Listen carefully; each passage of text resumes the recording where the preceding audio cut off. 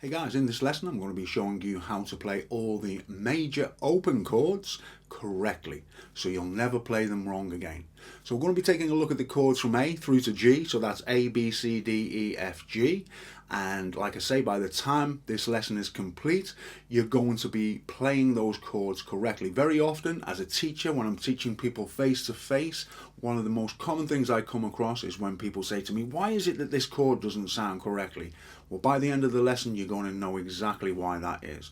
Also, we're going to take a look at the importance of being able to read chord diagrams. It's very, very simple to do, and you'll also learn that. We'll also learn a little bit about what notes are used for each chord. So, for a short lesson, hopefully you're going to take away quite a bit. Okay, so let's start with the A major chord. Now that has the notes A, C sharp, and E. And I'm sure you'll be familiar with that open A chord. And there's a chord diagram, just in case you're not sure. And for the A chord, we can actually play all of the strings. There are no clashes with the A chord. However, sometimes we like to lead with the root note. Now, if we play all of the strings, we're leading with an E, the top string. Now, if we want to lead with the root note, that's an A, it would be the fifth string, so we play the bottom 5 strings. Like so. Now moving on to the B chord, which is an awkward chord to play, and I've covered all of these chords in separate tutorials. If you want to have a look at those, I'll include a link down below. This is like a common shape, and it's like the A chord we've just looked at, moved up 2 frets, and we put our little finger down on that 2nd fret first string. Now the notes that make up a B chord are B, F sharp, and D sharp. Now for this chord, we're just going to play the bottom 4 strings.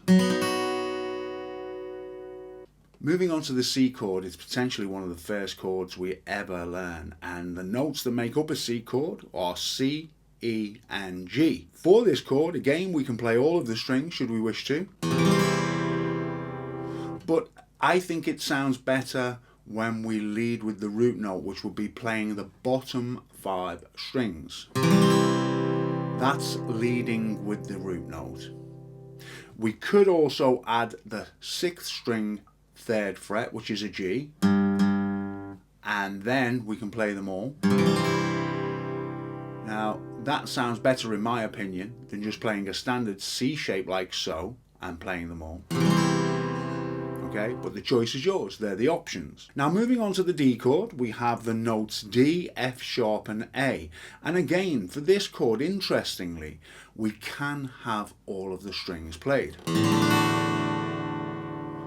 But for my money, it sounds better going from the 4th string down like this. That is leading with the root note again. We could just play the bottom 5.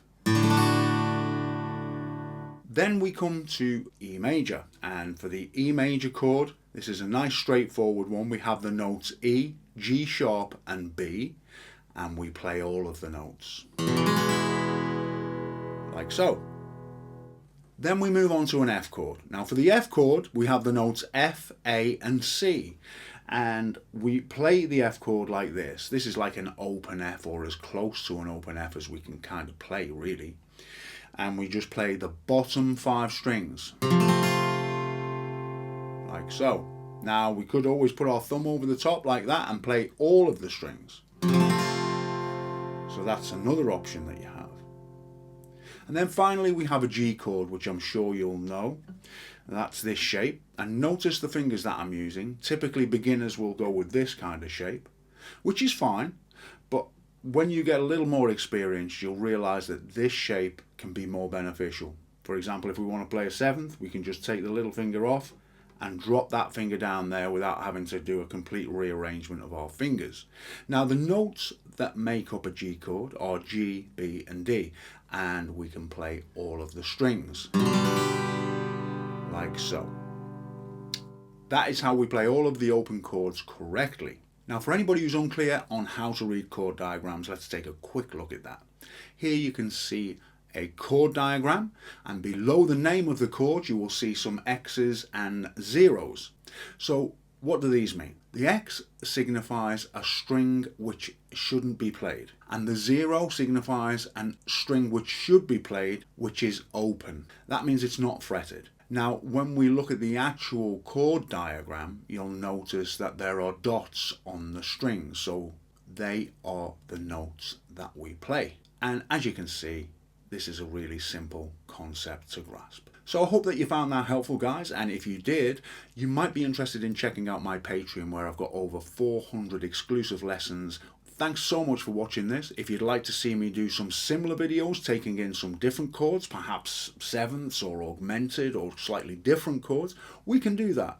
So please do share your feelings down below. It'd be great to come back, and if you find the kind of lesson useful, maybe you'd consider clicking on the like or the subscribe.